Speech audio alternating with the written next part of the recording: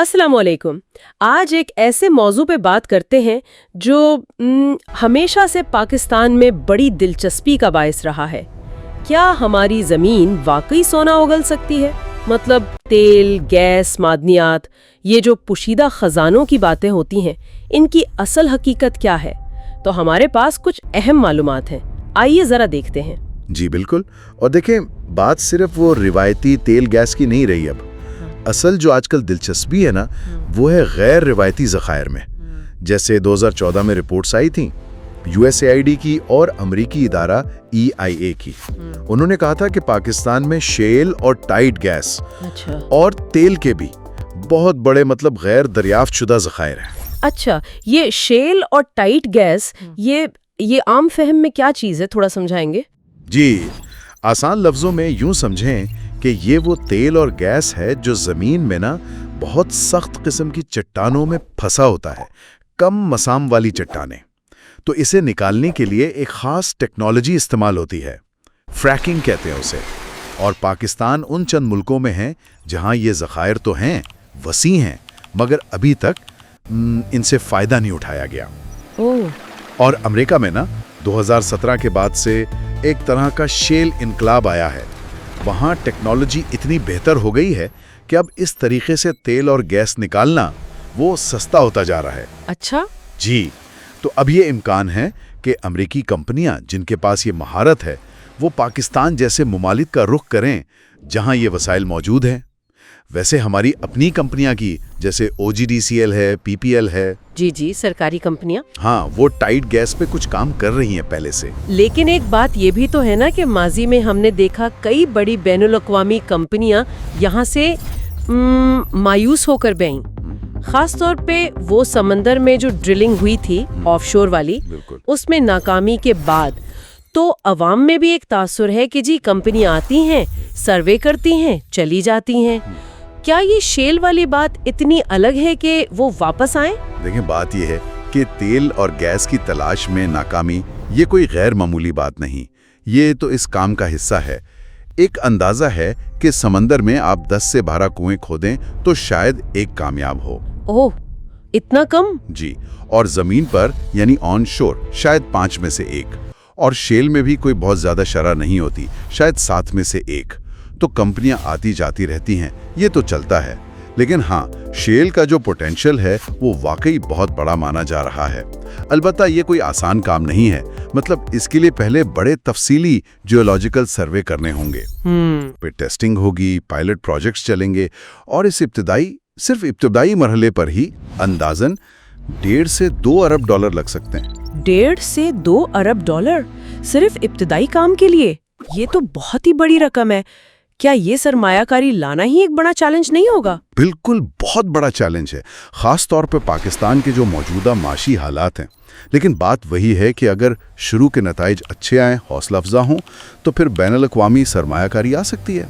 کامیابی نظر آئے تو پھر ہی اسے تجارتی پیمانے پہ پھیلایا جا سکتا ہے۔ ٹھیک ہے، تو تیل و گیس میں چیلنجز بھی ہیں، موقع بھی ہیں، لیکن پاکستان کی زمین میں صرف یہی تو نہیں ہے۔ ریکو ڈک کا آج کل بہت ذکر ہے، اس منصوبے میں کتنی حقیقت ہے؟ یہ واقعی اتنا بڑا ہے؟ ریکو ڈک، جی ہاں، ریکو ڈک ایک بہت حقیقی اور سنجیدہ منصوبہ ہے۔ یہ صرف کاغذوں کی بات نہیں ہے۔ دنیا کی جو سب سے بڑی سونے کی کان کنی کی کمپنیاں ہیں ان میں سے ایک بیرک گولڈ، ہاں سنا ہے۔ جی، وہ اس میں مرکزی شراکت دار ہے، اور IFC، ورلڈ بینک جیسے ادارے اس کی فائنانسنگ میں شامل ہیں۔ اور یہ واقعی دنیا میں تانبے اور سونے کے سب سے بڑے غیر ترقی یافتہ ذخائر میں سے ایک مانا جاتا ہے۔ تانبے کا آپ نے خاص طور پر ذکر کیا، اس کی کیا خاص اہمیت ہے آج کل؟ دیکھیں، تانبے کی اہمیت مستقبل میں بہت زیادہ بڑھنے والی ہے، بہت ہی زیادہ۔ آپ سوچیں الیکٹرک گاڑیاں آ رہی ہیں، سولر پینلز ہیں، ونڈ ٹربائنز، بیٹریاں، چارجنگ سٹیشنز، یہ جو توانائی کی منتقلی ہو رہی ہے انرجی ٹرانزیشن، اس میں استعمال ہونے والی ہر ٹیکنالوجی میں تانبا لازمی ہے۔ اچھا، ہر چیز میں؟ تقریباً ہر بجلی کی چیز میں۔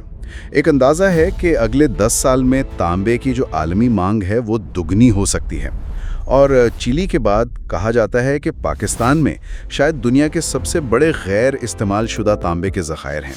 और शायद उन्हें निकालना भी दूसरी जगहों से निस्बतन आसान हो। तो रिकोडेक की कामयाबी ना सिर्फ पाकिस्तान को बहुत ज़रे मुबादला दे सकती है, बल्कि इसी इलाके में जो दूसरी मादनियात है ना, उनके लिए भी दरवाजे खोल सकती है। ये बात तो बहुत अहम है। लेकिन पाकिस्तान का एक मसला अक्सर ये रहा है कि हम खाम माल निकालते हैं और सस्ता बेच देते हैं, फिर वही चीज़ महंगी तैयार शुदा शक्ल में वापस खरीदते हैं। क्या इस बार कोई इम्कान है कि मकामी तौर पर रिफाइनिंग हो, वैल्यू एडिशन हो, ताकि ज़्यादा फ़ायदा मुल्क को हो? बिल्कुल, देखें, हतमी मकसद तो यही होना चाहिए, और यही है कि ज़्यादा से ज़्यादा वैल्यू एडिशन मुल्क के अंदर हो। तांबे को सिर्फ खाम शक्ल में क्यों बेचें, उसे रिफाइन करें, तारे बनाएं, शीट्स या दूसरी मसनूआत बनाकर बेचें तो कीमत कई गुना बढ़ जाती है। लेकिन हमें हकीकत पसंद भी होना पड़ेगा। शुरू में शायद खाम माल ही निकले। तो हुकूमत एक मरहलावार पॉलिसी बना सकती है। मिसाल के तौर पर बैरक गोल्ड को कहें कि ठीक है, आप पहले कुछ साल खाम तांबा बरामद करें, लेकिन साथ ही ये शर्त हो कि आप एक मुकर्ररा मुद्दत में यहाँ मकामी रिफाइनरी भी लगाएंगे। सही। इसके लिए ना एक पूरी जामे सनती पॉलिसी चाहिए, जो सिर्फ रिकोडक नहीं बल्कि दूसरी मुमकिना मादनियात, लोहा है, कोयला है, उन सब की निकासी, प्रोसेसिंग और मकामी सनत से जोड़ने का अहाता करे। तो अगर हम सारी बात समेटें तो खुलासा ये है कि पाकिस्तान में गैर रवायती तेल व गैस यानी शेल और टाइट के इम्कानात हैं, और ख़ास तौर पर रिकोडेक में तांबे और सोने के वसी इम्कानात मौजूद हैं। लेकिन इनसे फ़ायदा उठाने के लिए बहुत बड़ी सरमायाकारी, जदीद टेक्नोलॉजी, मुस्तहकम पॉलिसियाँ और एक लंबी सोच की ज़रूरत है। जी हाँ, बिल्कुल, इम्कानात तो बहुत रोशन हैं, उसमें शक नहीं, मगर रास्ता आसान नहीं, चैलेंजेस हैं। कामयाबी के लिए एक मरबूत हिकमत अमली चाहिए और मुस्तकिल मिजाजी, और ये याद रखना ज़रूरी है कि ये लंबे मंसूबे होते हैं, इनके जो फल हैं वो आने में वक्त लगता है। बिल्कुल। तो सामीन के लिए एक नुक्ता सोचने के लिए छोड़ जाते हैं। जैसे जैसे दुनिया ये तवानाई की तब्दीली और इलेक्ट्रिफिकेशन की तरफ जा रही है, पाकिस्तान के लिए बेहतर क्या है? क्या सिर्फ उन कुदरती वसाइल को ज़मीन से निकाल कर बेचने पर ही जोर हो, या शुरू से ही मकामी प्रोसेसिंग और वैल्यू एडिशन पर जोर दिया जाए, ताकि आलमी सप्लाई चेन में हमारा किरदार ज़्यादा अहम और ज़्यादा मुनाफा बख्श हो?